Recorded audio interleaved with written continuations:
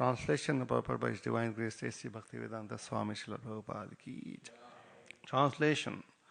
O Queen of the home, we are not able to act like you, nor could we repay you for what you have done, even if we worked for our entire life or even after death. To repay you is not possible even for those who are admirers of personal qualities.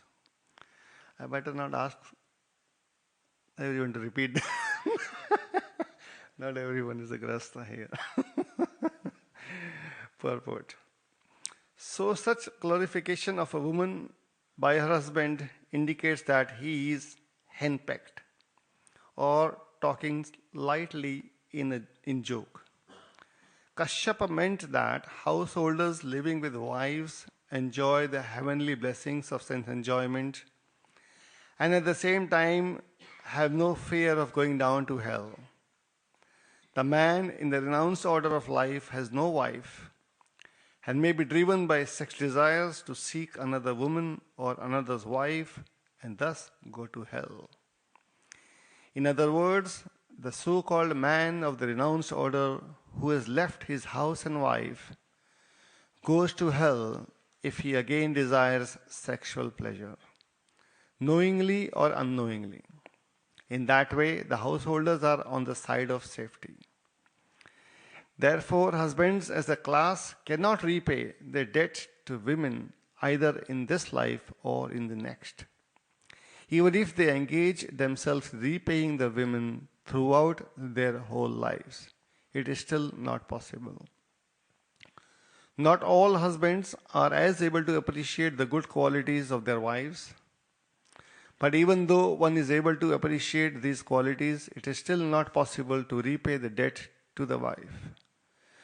Such extraordinary praises by a husband for his wife are certainly in the mode of joking. Hare Krishna.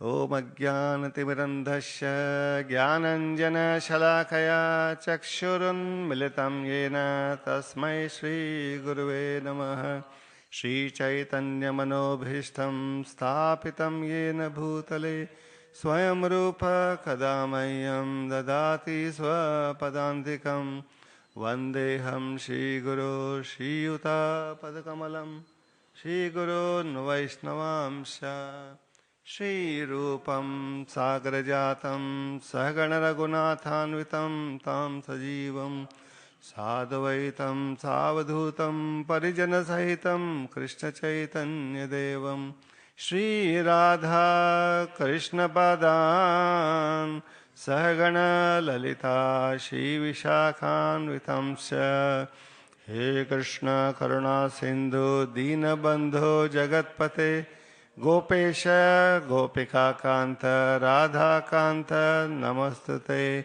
Gapta Kanchana Gaurangi Radhe Vrindavaneshwari Vishabhano Sute Devi Pranamami Hari Priye Vancha Kalpatarubhyascha Kripa Sindhubhya evacha Patita Nam Pavanebhyo Vaishnavebhyo Namo Namaha Jai Shri Krishna Chaitanya Prabhu Nityananda Shri Advaita Gadadhar Shivasadi Gaur Bhakta Vrinda Hare Krishna Krishna Krishna Hare Hare Hare Rama Rama Rama Hare Hare Namo Vishnupadaya Krishna Presthaya Bhutale Srimate Bhaktivedanta Swami Niti Namine Namaste Saraswati Deve Gauravani Pracharine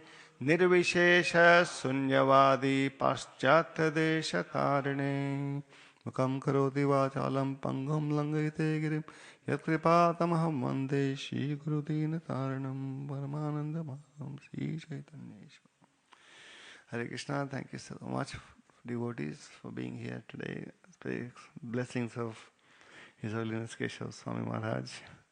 Very fortunate to have you here, Maharaj. In spite of all your busy schedule, I'm sure millions want to hear you right now, and you're here. to encourage us. Really grateful. Thank you so much. And seek blessings of the Vaishnavis, all the devotees hearing online. I have no qualification to speak here, no understanding, no realization. It's just the service instructions. So please bear with me. The topic is very interesting, very special, very pertinent to Grihasthas, but Prabhupada brings in some aspects of the renounced order as well in here. So we're going to try and speak some understanding. It's very interesting how Prabhupada is putting the purport, like sometimes he's going up like this way and the other life. Where do you find the mood? Particularly the last sentence, it says, such extraordinary praises by husband for his wife are certainly in the mode of joking.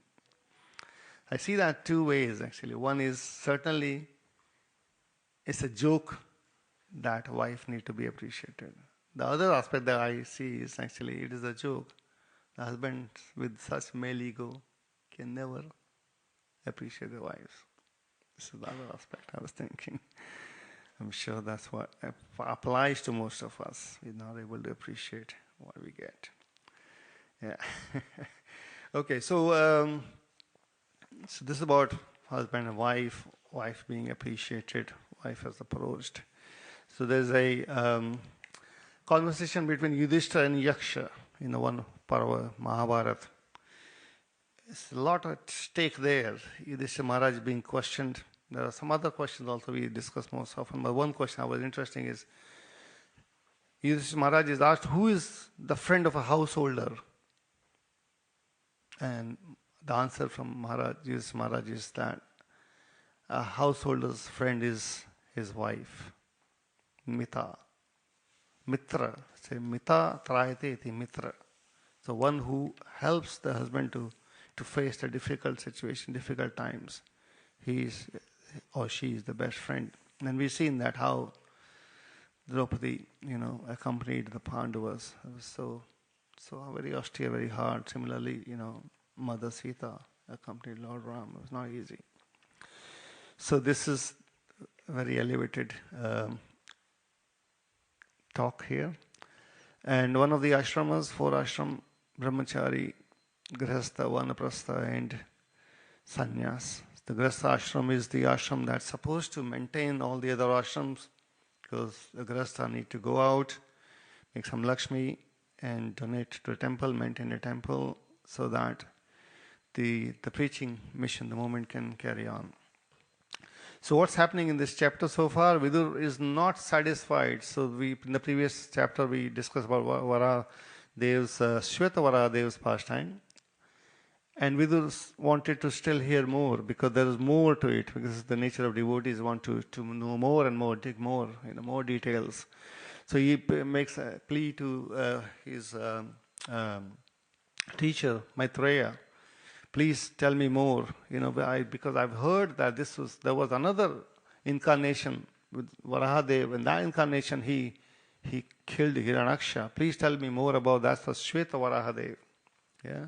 And he says the word that I am Param Kautulaham. They say Param Kautulaham. Param, he's super excited. He wants to know more, like intense desire to know more in full details. And he also says his qualification is Shraddha Dhanaya Bhaktaya. So it's interesting that the devotees in the previous, right from the first canto, first chapter, we say that the sages Naimisharanya also present that way, that we are qualified, we want to hear. And we have the Shraddha. The Shraddha is the most important aspect for teachers or the speaker to get interested to speak, because unless there's faith, there's no point of that conversation. So he's with all his qualifications, he's still putting that in, reminding that I have the Shraddha and I'm a devotee of the Lord. I'm inquisitive. So Lord says in Bhagavad Gita also, Ashraddha Nashaya, Ashraddha Dhana Purusha Dharmashasya Parantapa Aprape Mam Nivartante Mrityu Samsara Vartamani. So without the Shraddha in this religion, in the devotional practice, O Parantapa, Aprape Mam Nivartante, without receiving me or my abode, one will return to Mrityu Samsara Varthamani, return again to the Mrityu Samsara, the place of death.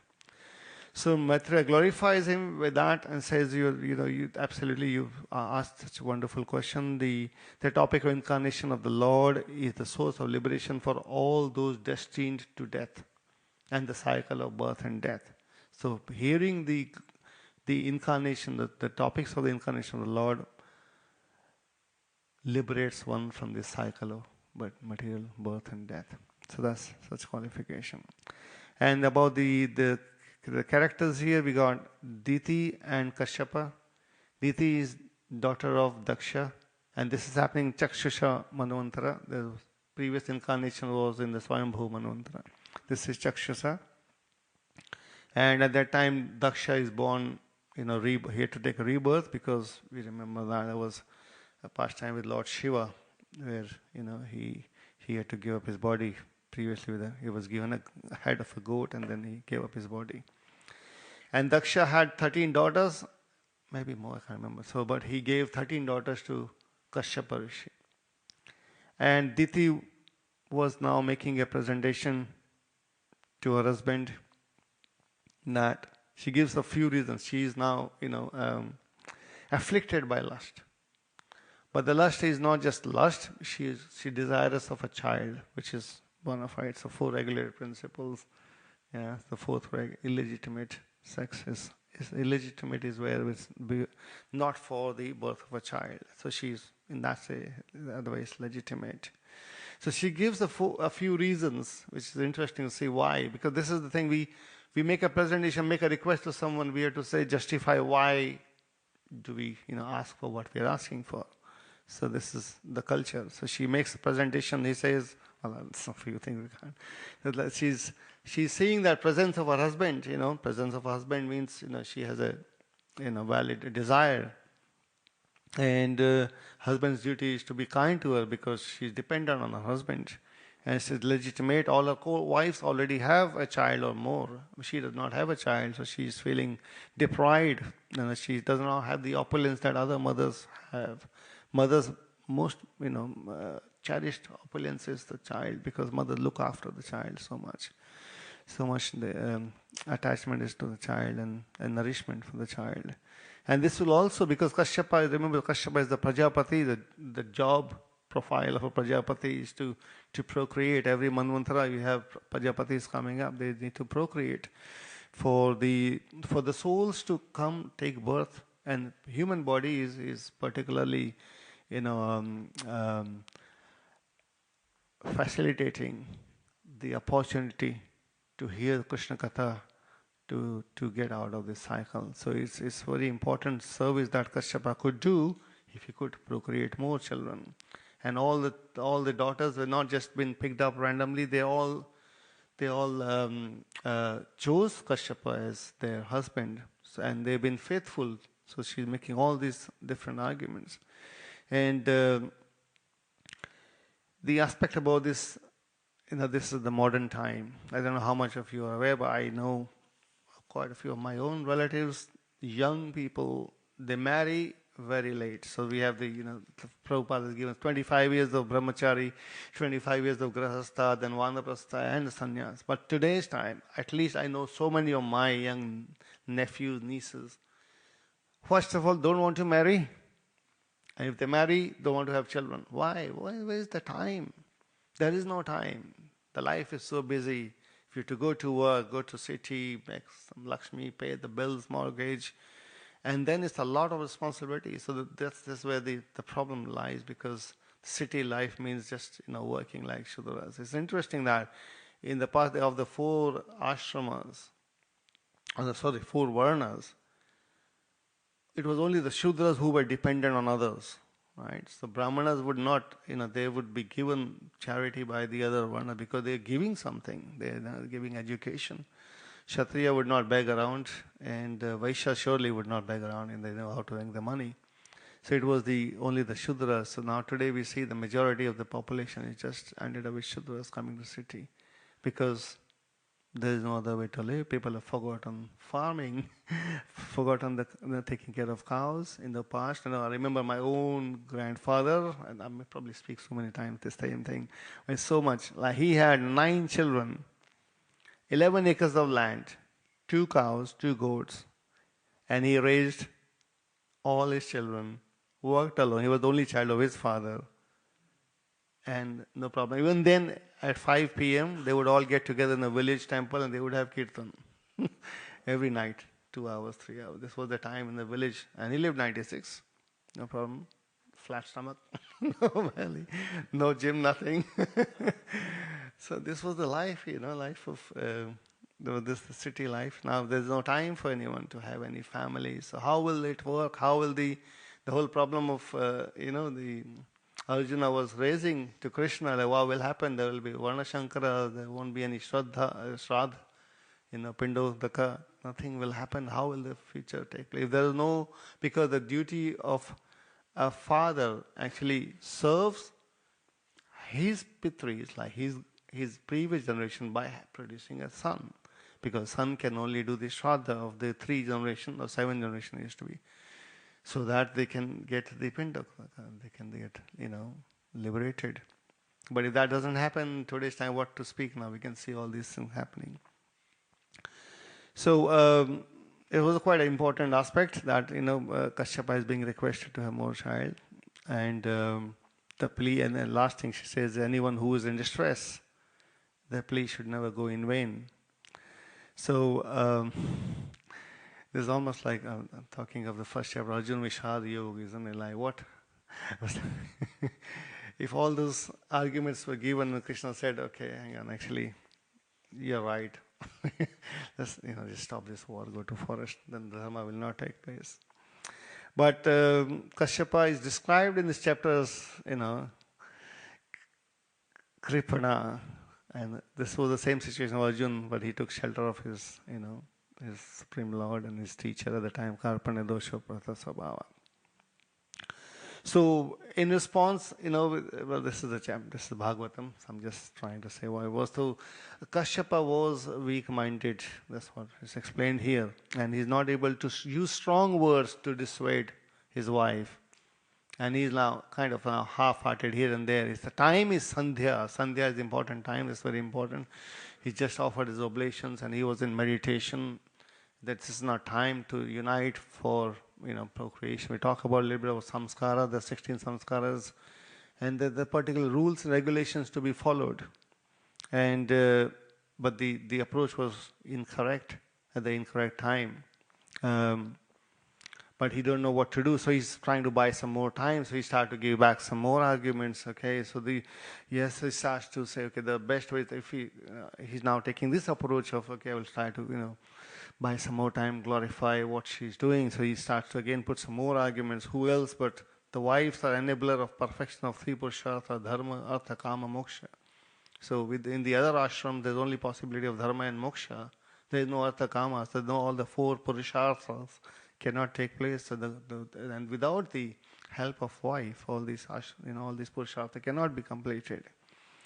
And Grihastha is also responsible for maintaining the other ashramas, and unless the husband is given enough confidence, encouragement, how would the husband go out and make Lakshmi and I will support? So you are very much, supporting me for that, and then without fulfilling my dharma as a Grihastha, then I will fall down, because if I don't do my duty properly, then it's difficult to cross the emotional material life. And he also compares her to a sea vessel. The ocean is like, this material world is an ocean. There's so many waves, tides, high tides. It's compared to a sea vessel.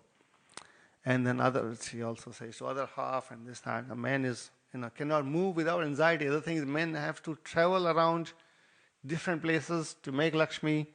But the Panchayagnas, used to be done in the past, and some may be doing even today. The 5 types of yagas every householder should be performing is Deva, Pitri, Rishi, Nara, and Pashu or Bhutas. So every day we offer worship to the Devatas, to the Lords. Some would offer demigods, well, we offer to our Supreme Lord Krishna. But the Panchayagnas, people used to perform. All the brahmanas, all the householders, actually, all the householders used to do, apart from the Shudras, they would do these things. Every day offering oblations to your Pitri, like the Pitris or previous forefathers. So this is a kind of offering oblation means expressing our gratitude to what we have received. So this is a mood. Vedic literature, Vedic culture is a mood of gratitude. So offering gratitude to everyone, offering gratitude to the rishis, sages who have written scriptures by reading scriptures. This is how Prabhupada explains. How do we do that? So all these things were important, were done by. And when husband is not at home, wife is meant to do all these things, do all these oblations, everything. So it supports so much. That's a lot about husband and wife. So samskaras, now what's happening is this is again there is 5, if you remember Bhagavad Gita, 5 different factors of any accomplishment, any action. 5 factors, adhishthanam cha, karta, karanam, and there is also the cheshta, and there is deva. So which means that there is the place, the field of activity, the body itself is required, then the karta, the doer himself who is actually doing, and karanam cha pratikvidam, the various senses are responsible, and there has to be certain endeavor to achieve anything. The endeavors are important, various types of endeavors required. And then is deva. So we know what's happening there. We're going to read further ahead later on, where eventually who the Hiranyaksha and Hiranyakashipu are, who are going to be taking birth because of this union, Jai, Vijay, and there's Lord's desire somehow, and this long story will probably come later. But eventually the Lord's desire that facilitates anything to happen. Without the sanction of the Lord, nothing happens. So all these things taking place, like great Rishi Kashyapa and his great wife Diti, at the time when it was, very particular about what process should be followed, not followed, and this is happening at this unusual or inauspicious hour. They are trying to unite. So this is the Lord's, the desire to happen that way. Normally there will be, even today, now we're learning about the samskaras. We had no clue previously, only thanks to Srila Prabhupada. We read the scriptures, we realize there is something. In the village, it still used to happen, the 16 samskaras, right from Garbhadana samskara. Then after that, there will be Pumsavana samskara, Simantanayana samskara, and Jatakarma samskara. Then likewise, there is Vivaha samskara. Vivaha is a samskara. Samskara means purificatory processes. There are 16 different, Upanayanam is one of them, Vedarambha, learning from the teacher, spiritual master. All the samskaras, last samskara is Anteshti. These are purificatory processes everyone has to go through, apart from the other sannyas ashram. They are obviously not meant to do these things because they already, Maharaj can say more about, perform their own shraddha, I think, at the time of the ceremony. So they don't have the material body. But the others are meant to do these things and follow these very strictly. Otherwise, you become part of a sin, and which is not great. So this Kashyapa was not dhira enough. So vacho vegam, manasa krodha vegam, jiva vegam, udarupastha vegam, etan vegan yo dhira, sarvam prithivam api sasishya. So dhira, the dhira means there's some bit of patience. So he was trying to get some patience in the whole situation, but the senses are very strong.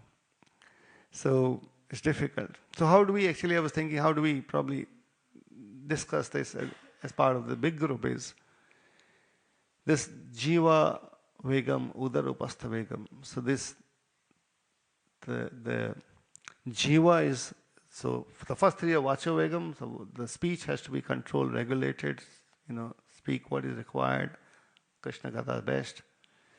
But when it comes to the taking in, jiva is the most important, tare madhe jiva ati.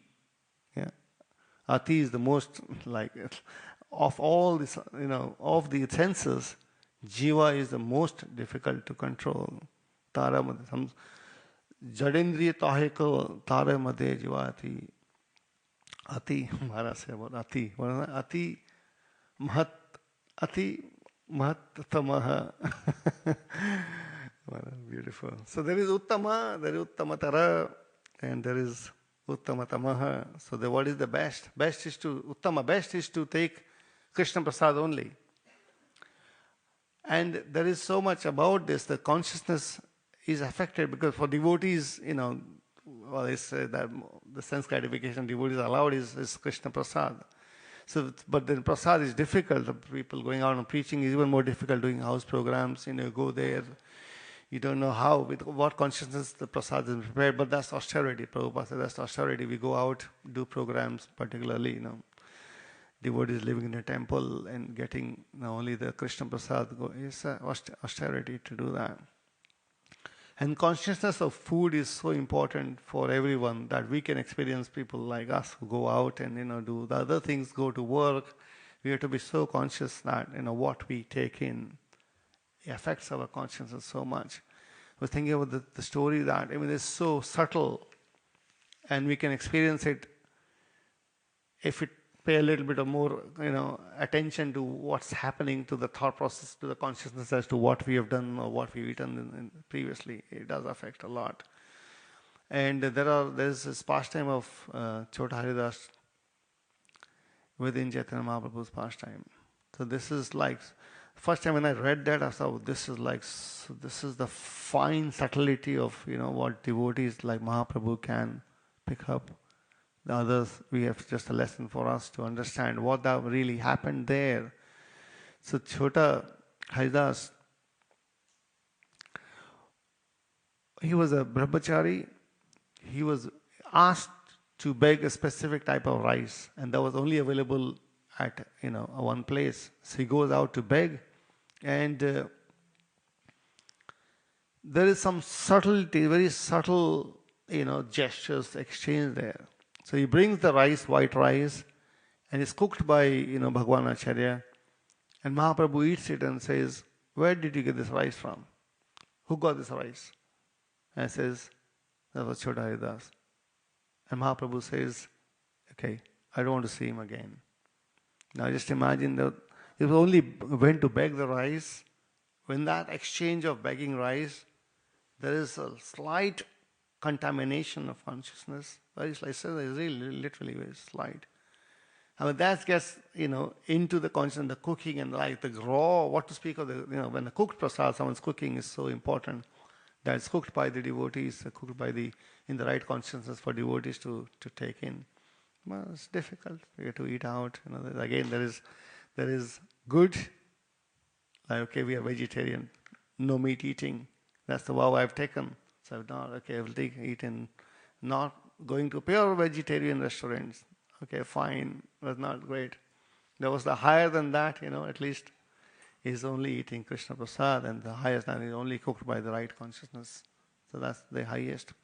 So this food aspect is really very, very important for us devotees. Bhagavan ki jai.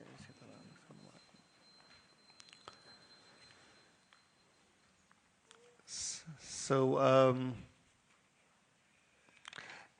yes, I was going to just read this part a little bit again. So much glorification of woman by her husband indicates that he is henpecked. So henpecked is a word like it can be. It's also used for Krishna, by the way. In two places I could find that Krishna, when he went to get the parijat flower, and it is said that, although he acted as if he was henpecked, obviously Krishna is not henpecked, he acted as if, because he offered one flower to Rukmini, and then Satyabhama wanted a flower. And he said, okay, if you want a flower, let's go to the heavenly abode of Indra and get the flower from there. And they go, there's a white flower, get the whole tree there. So get the whole parijat tree down here. Then Indra is actually, Indra is actually henpecked. He's been shouted by his wife, like, look what's happening. And Indra's already forgotten his lesson, previously what he heard. What happened, what went through the pastime of the Govardhan Giriraj Parikrama. So Giriraj lifting the Govardhan. So he was henpecked, but Krishna was also, described like that.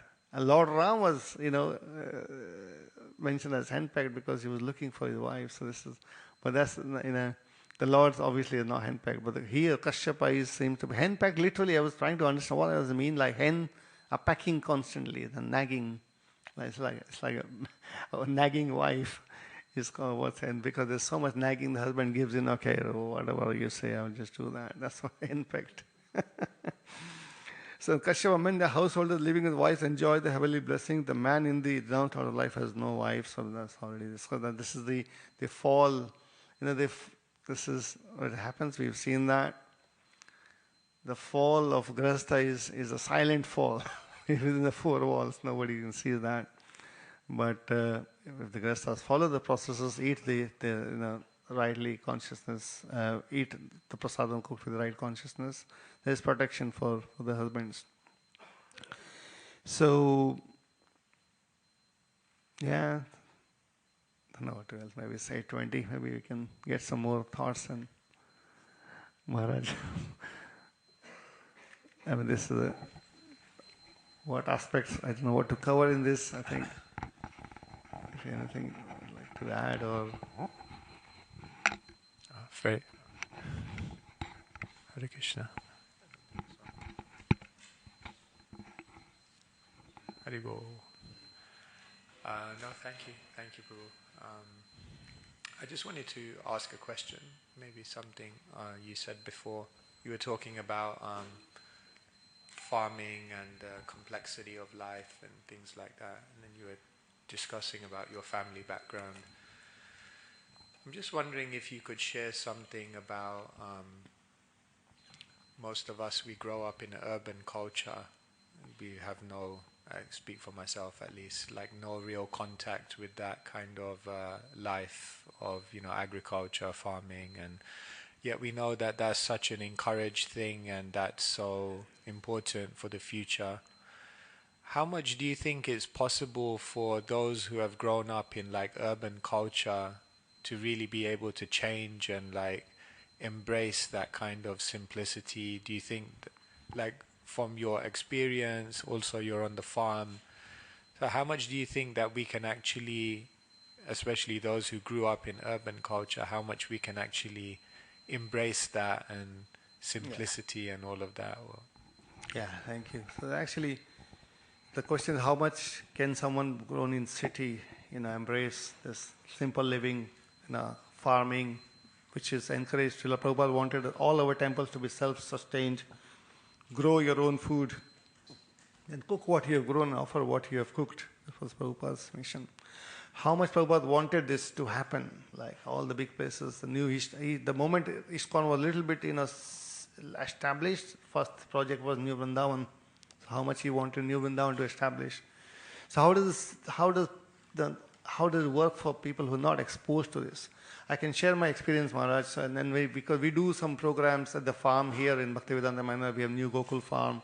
We conduct programs, we do for back to farm for kids, we do for organic farm for adults, and we get, young, all sort of age, all people coming up. What is most interesting thing I found was that farming is so natural to us, because we are just, so natural and so simple. It's not very complicated. It's so simple. Anyone can do it. But because it is natural to human, when we do these things, we immediately get connected to Mother Earth. We feel that connection. We feel that nourishment because it's not different to us. Like, it's so natural. Farming is so natural. And feeling reciprocation with we feel a little bit of gratitude to Mother Earth, like, okay, what I'm receiving here, that's received from Mother Earth, like treating Mother Earth as a person. So we try to, give this knowledge that, you are exchanging this with a personality, Mother Earth. When we do that in that mood, learning obviously is very easy. There's nothing much. Get some seed, because seeds are given by Krishna. The soil is there. The fertility is, cows give us the fertility. We just, last 25 years here, we've never used any chemical, just cow dung. We come, make the manure out of it 1 year and they put it in there. It's all working. The connection that we find with farming, everyone, for people who come from village, actually it's the opposite, Maharaj. What I've seen is the opposite. People who come from village, who have previous background, they come and they say, oh, we have done it, my father done, my grandfather done it, we have enough of these things. What really happens when the city people come, they say, wow, this is something that we never experienced. and we feel so much, joy. And if there is amount of gratitude, people pick it up. And there is hope, because there is so much we can produce. I think the hope is like, okay, with 8 acres land here, we do 4 acres we were doing, now we're doing 8 acres. We are able to feed the cows all through the year with all the cow feed in the bowl. Like we used to grow spinach, kale. This year now we already crossed like 4,000 crates, like really 40 tons of produce we have already done in the farm. There's so much Mother Earth. Actually, my first, sort of enlightenment, eureka moment was we had a garden in the previous house. There was one apple tree that could produce like thousands of apples. I said, one tree can do so much. I mean, there is so much. There is so much. We can't actually, some years we're not able to collect. There's so much. We can't able to consume. So there is so much encouragement. When we do this, we feel very encouraged. It is possible. And if we can get that, like, if devotees, just imagine devotees don't, because I also work in corporate IT world, I know what it means to work there. If you can avoid that, I would probably, this is what I think, like, if we can avoid for devotees to be able to not having to go corporate London, it's hard. It's the Ugra Karma involved there and all these things. So then it will be absolutely wonderful, and Srila Prabhupada wanted it. I don't know if that, but surely people get connected. I never had one person at the farm who said, not quite like it. People say, oh, this is amazing. They come back. They want to expand. Then it's so simple to grow. We give people some tips to how you can grow at home, in the back garden, in the balcony, in the windowsill. They can grow anywhere. But the joy of that taste of that is so amazing. Thank you so much. So it is.